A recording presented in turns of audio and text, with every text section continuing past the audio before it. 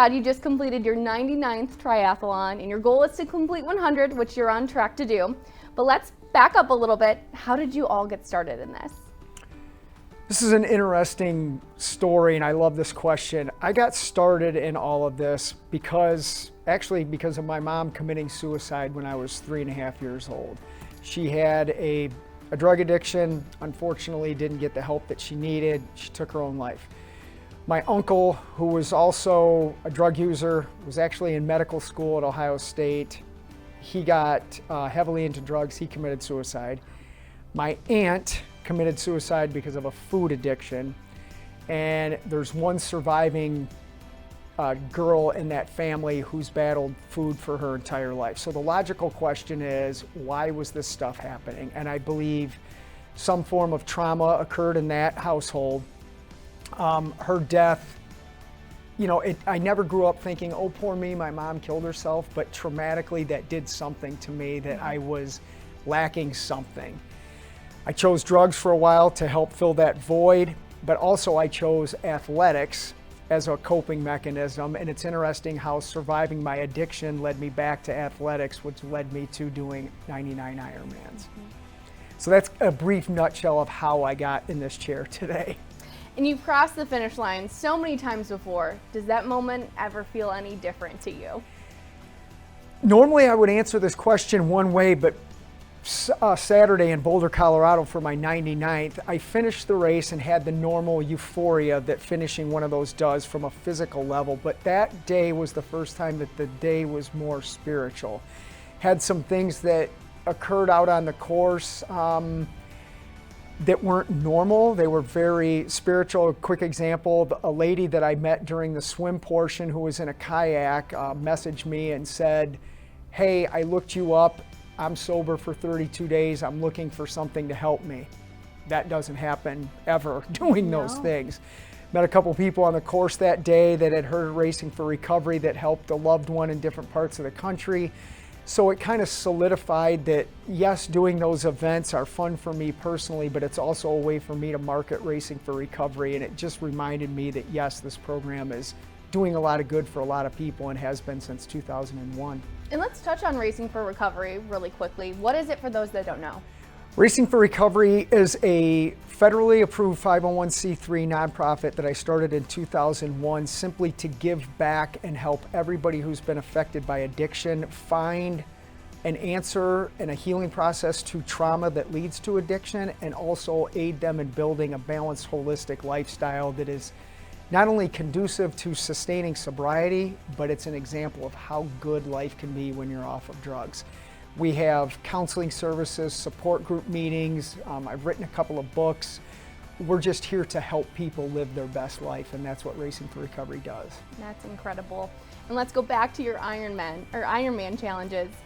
It's such a mental and physical challenge. You just said, we were talking offline earlier, that you completed 3 in 3 weeks. How do you prepare for that mentally and physically? I've been preparing for the moment that I'm in now, I think really for my whole life. We were talking about being former graduates in Northview High School, Go right? Wildcats. Go Cats. Played hockey as a kid. I've always admired sports for a variety of reasons, the camaraderie, the dedication it takes just to even practice, let alone compete. So I've always had that athletic drive. So it's not only physical challenges that come during an Ironman, it's nutritional. I'm vegan. I went vegan about 6 years ago. It enhanced my life physically, spiritually, and emotionally. But you prepare not only in those levels, you prepare psychologically a lot of times for it. So it's not just the physical portion of it. That's really about 10%. It's mainly mental. Do you have the mental fortitude to carry yourself through, sometimes a 12 or 13-hour day? But that message is applicable to the Racing for Recovery message of what are you willing to do to sustain your sobriety? And the answer is anything it takes. Same as finishing an Ironman. Yeah. A lot of parallels. In your goal's 100, why Yes. did you choose that number? Because completing one is such an accomplishment.